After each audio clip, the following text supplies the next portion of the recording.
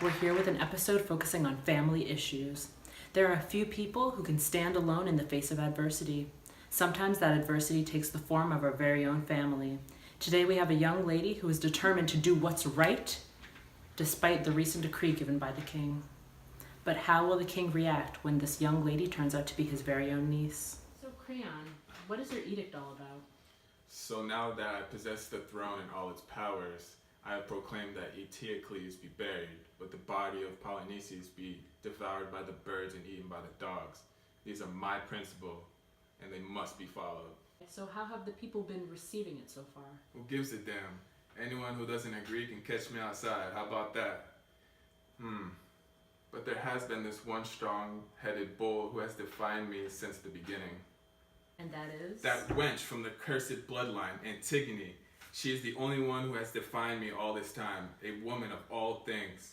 Of my own blood, how dare she? But mark my words, she will pay for this criminal act in the highest degree. Okay, so let's see what Antigone and her sister have to say about that, how her sister's feeling about the situation, and we'll be back on this episode of Dr. Phil. And we're back with Antigone and Ismene, and we're going to see how they feel about Creon's newest decree. This is blasphemous. How dare he disobey the gods, and to prohibit anyone from mourning or burying him. I have no heart or mind. I just had to bury him, just to send his soul to the gods. But Antigone, forget not, for the consequences for your actions result in death. How dare we as women contend with men?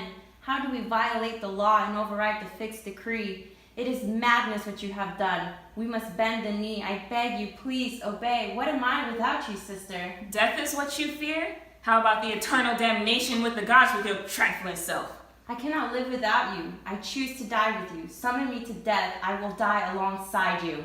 You've made your decision, Ismene, and I've made mine. But I've changed my mind. I cannot live alone. Make up your mind, you heathen. Okay, let's relax and stop with the name calling.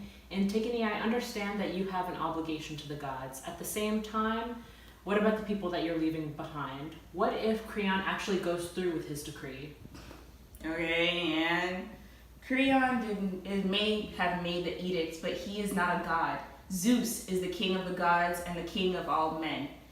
He is the one who proclaims the true law. How can I listen to a mere mortal? And how can you? This is Creon, sentencing his son's wife to death. Haman, save your wife. If I am a coward, and so are you. Antigone, don't you care about how your fiancé feels? I'll be alright. And if Creon really wants to go through with this decree, then do it. Creon refuses to fall back on his manifesto, and Antigone isn't backing down either. Come back next week to find out the thrilling conclusion of the next episode of Dr. Phil.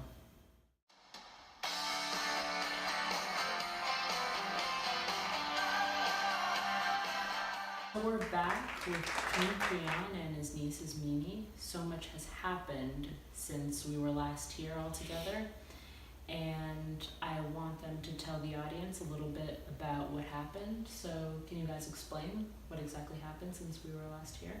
It's terrible, Doc. So many people have died. My sister is gone. If only she would have listened to me. She took matters into her own hand, and now here I am, lonely.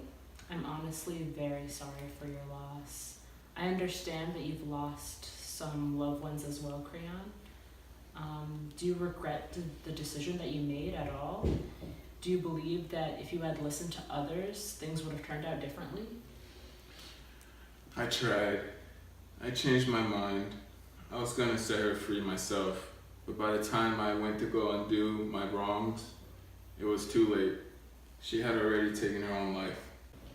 Creon, do you feel responsible for your actions? Do you have any remorse? Of course I do. The moment after was all a blur. After my son discovered his fiancée was dead, his blood was spilled by his own hands. My crimes and my stubborn heart has caused so much loss. One moment I had my son in my arms, and the next moment my wife was dead. Creon, you didn't think about the consequences of your actions, and as a result, you and Ismene are left with just each other and no other family members. You thought that your man-made laws were stronger than the power of the gods. And as a result, you have to live with your decisions. Creon is just one of the many who have fallen to their own hubris. He turned his back on the people who cared for him the most and ended up losing it all. Listen to those in your life, for even the smallest voices can speak volumes. Now on our next showing, we have a lost traveler trying to find his way back home. I'll see you next week with Odysseus.